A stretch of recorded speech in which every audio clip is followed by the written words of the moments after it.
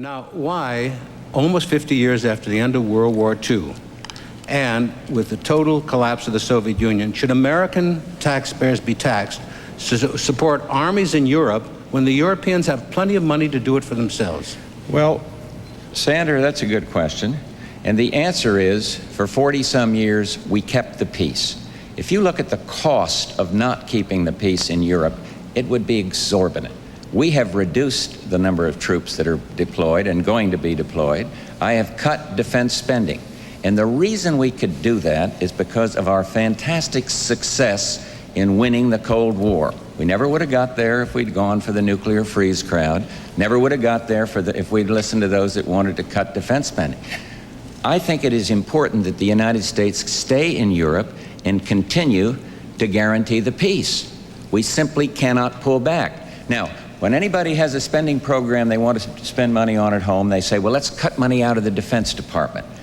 I will accept and have accepted the recommendations of two proven leaders, General Colin Powell and Secretary Dick Cheney. They feel that the levels we're operating at and the reductions that I have proposed are proper. And so I simply do not think we should go back to the isolation days and start blaming foreigners. We are the sole remaining superpower, and we should be that. And we have a certain disproportionate responsibility. But I would ask the American people to understand that if we make imprudent cuts, if we go too far, we risk the peace. And I don't want to do that. I've seen what it is like to see a war and to see the burdens of a war, and I don't want to see us make reckless cuts. Because of our programs, we have been able to significantly cut defense spending. But let's not cut into the muscle, and let's not cut down our insurance policy, which is participation of American forces in NATO, the greatest peacekeeping organization ever made. Today, you got problems in Europe, still bubbling along, even though Europe's going democracy's route. But we are there, and I think this insurance policy is necessary. I think it goes with world leadership, and I think the levels we've come up with are just about right. Mr. Perot, 1 minute, sir. If I'm poor and you're rich, and I can get you to defend me, that's good. But when the tables get turned, I ought to do my share.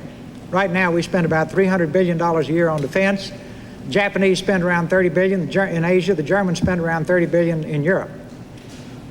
For example, Germany will spend $1 trillion building infrastructure over the next 10 years. It's kind of easy to do if you only have to pick up a $30 billion tab to defend your country.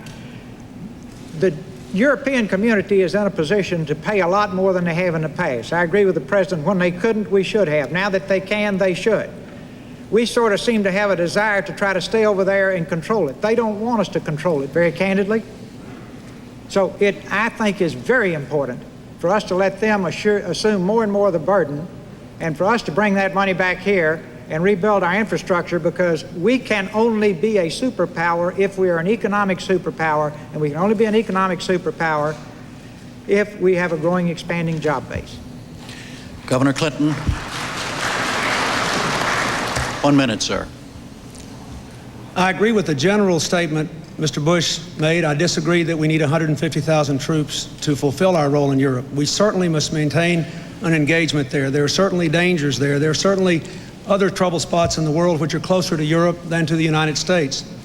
But two former defense secretaries recently issued a report saying that 100,000 or slightly fewer troops would be enough, including President Reagan's former defense secretary, Mr. Carlucci. Many of the military experts whom I consulted on this agreed. We're going to have to spend more money in the future on military technology and on greater mobility, greater airlift, greater sea lift, the V-22 airplane. We're going to have to do some things that are quite costly, and I simply don't believe we can afford, nor do we need, to keep 150,000 troops in Europe, given how much the Red Army, now under the control of Russia, has been cut. The arms control agreement concluded between Mr. Bush and Mr. Yeltsin, something I have applauded. I don't think we need 150,000 troops. Let me make one other point. Mr. Bush talked about taxes. He didn't tell you that he vetoed a middle-class tax cut because it would be paid for by raising taxes on the wealthy, and vetoed an investment tax credit paid for by raising taxes on the wealthy. All right, we go now to Mr. Perot for a 2-minute question, and it will be asked by John Mashik. Mr. Perot, you talked about fairness just a minute ago on sharing the pain. As part of your plan to reduce the ballooning federal deficit, you've suggested that we raise gasoline taxes 50 cents a gallon over 5 years. Why punish the middle-class consumer to such a degree? It's 10 cents a year cumulative. It finally gets to 50 cents at the end of the 5th year. I think punish is the wrong word. Again, see, I didn't create this problem. We're trying to solve it. Now, if you study our international competitors, some of our international competitors collect up to $3.50 a gallon in taxes, and they use that money to build infrastructure and create jobs. We collect 35 cents, and we don't have it to spend. I know it's not popular, and I understand the nature of your question, but the people who will be helped the most by it are the working people who will get the jobs created because of this tax. Why do we have to do it? Because we have so mismanaged our country over the years, and it is now time to pay the fiddler, and if we don't, we will be spending our children's money. We have spent $4 trillion worth. An incredible number of young people are active in supporting my effort because they're deeply concerned that we have taken the American dream from them. I think it's fitting that we're on the campus of a university tonight. These young people, when they get out of this wonderful university, will have difficulty finding a job. We've got to clean this mess up, leave this country in good shape, and pass on the American dream to them. We've got to collect the taxes to do it. If there's a fairer way, I'm all ears.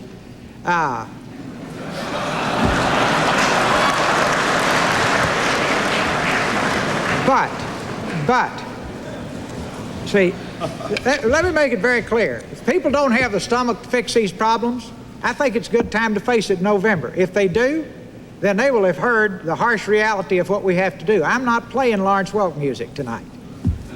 All right, Governor Clinton, you have a minute, sir.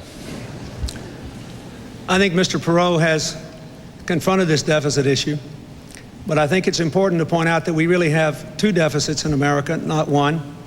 We have a budget deficit in the federal government, but we also have an investment, a jobs, an income deficit. People are working harder for less money than they were making 10 years ago, 2/3 of our people. A $1,600 drop in average income in just the last 2 years. The problem I have with the Perot prescription is that almost all economists who've looked at it say that if you cut the deficit this much, this quick, it will increase unemployment, it will slow down the economy. That's why I think we shouldn't do it that quickly. We have a disciplined reduction in the deficit of 50% over the next 4 years, but first, get incentives to invest in this economy, put the American people back to work. We've got to invest and grow. 9 Nobel Prize-winning economists and 500 others, including numerous Republican and Democratic business executives, have endorsed this approach because it offers the best hope to put America back to work and get our incomes rising instead of falling. President Bush, 1 minute, sir. The question was on fairness. I just disagree with Mr. Perot. I don't believe it is fair to slap a 50-cent a gallon tax over whatever many years on the people that have to drive for a living, people that go long distances. I don't think we need to do it.